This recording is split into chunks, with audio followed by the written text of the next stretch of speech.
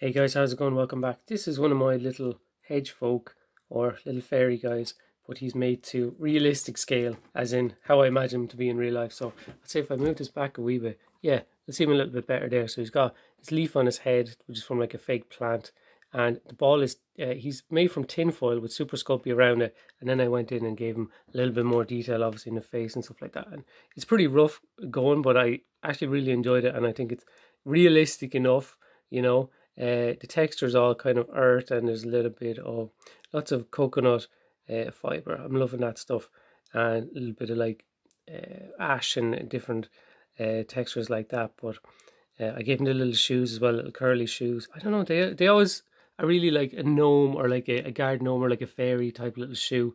I don't know why, it was probably in my head since like childhood books and stuff like that. So he was a lot of fun to make, and I might do some more as well, just because they're a little bit of a bigger project, but working at that scale is just really cool, and then you can have a bit of fun with like earthy colors and stuff like that.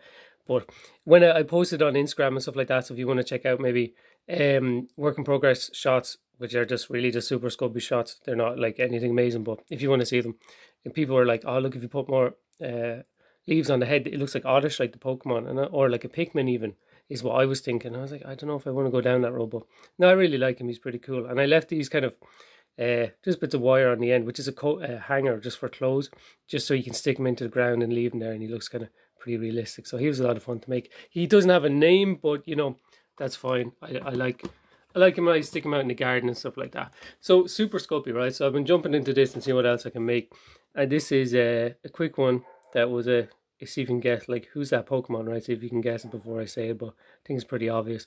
This is my kind of realistic looking Snorlax.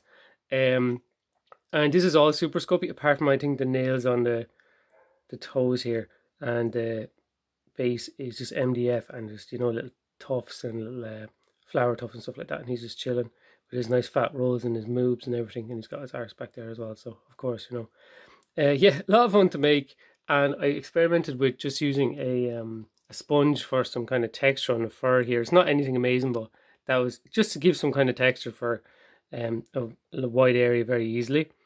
And Snorlax is a funny one. In different generations, some generations he's kind of like a blue, and then other generations he's kind of like a more of a green, and then obviously with the tan on the face and the belly and the feet. But yeah, he was a lot of fun to make. I don't really know for rules or anything what I'll do with him, but I really love his posture and how much like he's just slumped in. It looks like gravity. He's just like dragging him down with his fat rolls and stuff like that. A lot of fun to sculpt big fat things. I don't know why, like that big fat pig was fun, and now this Snorlax. Snorlax is one of my favorite Pokemon, to be honest. So yeah, it's cool to be able to make him in 28 mil. I think it's 28 mil kind of scale. That looks about 28 mil to me. For, you know, realism. Why do I keep saying realism when I'm talking about fairies and Pokemon? I don't know. But yeah, so we'll go with another guy. This is one of my little hedgefolk finished up. He actually turned out really nicely. Earthy tones and everything as well. This was green stuff and bits and bobs. And he's kind of a little troll, wizard, shaman. I honestly don't know what he is, but he was fun to make, and that's kind of all I'm going for right now. But yeah, and he looks friendly. He's got a little tooth there. His eyes, you know, I'm not 100% happy with, but I don't really know what to do with them. I want him to kind of jump out, because the rest of him is very earthy and kind of a subdued color, so the green pops out. But he's got little stones and knickknacks and totems and stuff and that kind of thing. So, wow, I need to work my adjectives, don't I? But yeah, he's got his cloak here with the texture as well. That texture is such, that earthy texture is such a cop out, really. I think it's a really, if you're going to make these fairy kind of golem creatures or natural creatures, it really covers area quickly. And I think it has a really nice finish, and really like takes dry brushing fantastically. He's got some little bits there on his tail as well, and his base has a little bit of work done to it. But yeah, originally the legs on this were actually from a Mewtwo minifigure, another Pokemon, just sculpted over again and built on top. So actually really happy with how he turned out, because as I was making him, I didn't really know what he was going to work out like. This guy is pretty flipping weird, actually. So this, I don't know if a meme or whatever, but is going around with this All Tomorrow is his book that is from the future, or like millions of billions of years in the future, where like humans evolved and stuff like this. But this is an idea. I don't know what that was. It's like this guy looks like some kind of weird human evolution. It's a toy hippo body, and then his head actually has this poor creature. Okay, if it's going to focus for me on its weird kind of end of its neck here.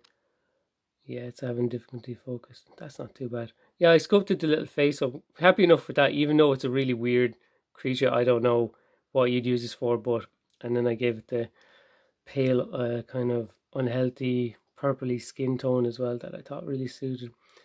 But for a cheap hippo toy, I think this worked out pretty well. It's pretty unique. I don't know, here's another creature you can name for me. I have no idea. And the base actually was a bit of fun. This is some textured cardboard I got. I think it was literally like a business card or something that had texture in it. And I was like, oh, this is really cool. I'm going to rob a few of these. And you can see it kind of subtly there. It's raised, it's embossed, basically. And I was like, oh, that's cool. I'm going to use that for tiling in something. And it kind of picks it up. Yeah, you can see it nicely here.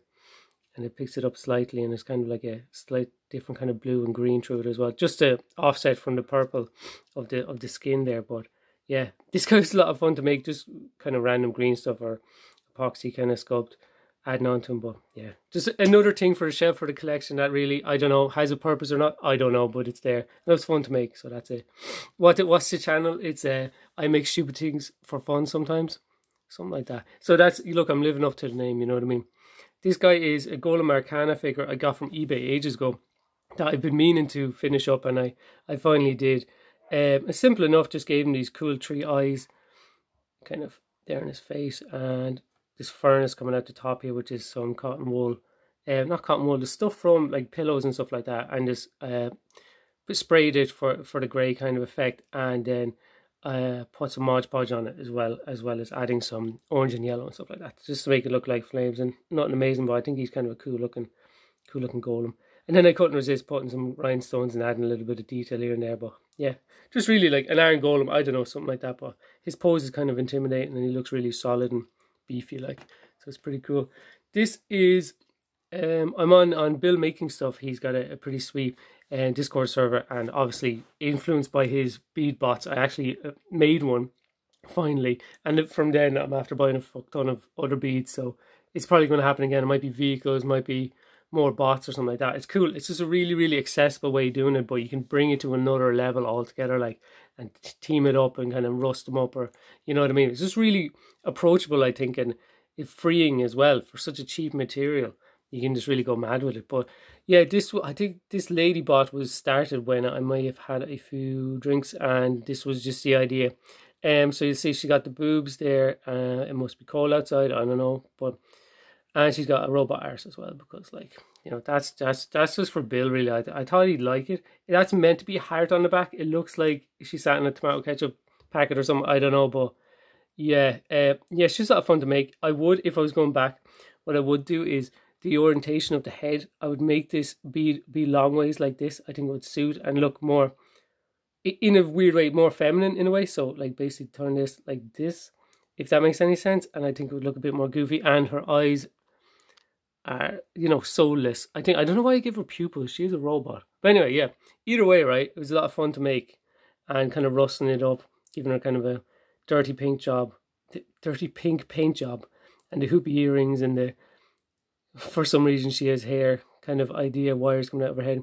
Yeah, a lot of fun to make. Might make more, and a little bit of work done on the base. Pretty cool.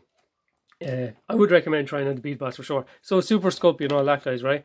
Yeah, these are just shapes I've made, but they're super cheap to make. Like, this could be something amazing, a start of amazing monster. Okay, maybe it's not as exciting as the rest of the video, but for a cheap kind of armature that's like as hard as you're ever going to need it, this is tinfoil with a thin layer of Super Sculpey over it, and it cooks really fast. There's another one that has a little base on it already. Sand that down, boom, you're all right, and you build on top of it.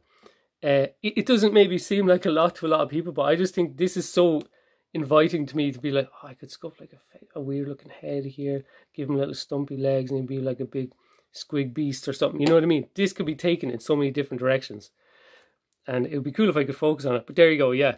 And because it's a different color, I mixed in some colored clay. I was just testing how it mixes together. It's completely fine. So talking about colored clay, my little boy is coming up to being over 1.5 years old, which is crazy now, honestly. So for his room, I'm making these little owls, right? So this is completely different. This isn't minis and stuff, but hey, you know, click away if you want now. It's fine, I don't mind. So these are they have little hooks here, and they're gonna be down from the ceiling, and they have little legs here that are string, kind of just tied up. And I don't know why I'm bothering focusing on this. It's literally string, but there you go. Look, it's string. Yay! with Mod Podge and paint through it, just to kind of harden it up and give it some color. And she's a little owl. She's gonna be up there in the sky. And this is just foam or felt or whatever you call it. I think it's called foam. Just kind of match up. And that's just sculpted with the colored polymer clay. Super simple, like. But I love their style. Like, here's another one. He's pretty goofy actually. So he's gonna have yellow wings like this and be flying up around his room. Woohoo! Okay. That's the sound he makes when he sees an owl. Actually, he calls all birds say caw. So if he sees a crow or anything, he says caw, caw, caw. Yeah, he's pretty great. He's a pretty cool guy. And then he's got a blue one as well. And this one has the biggest wings.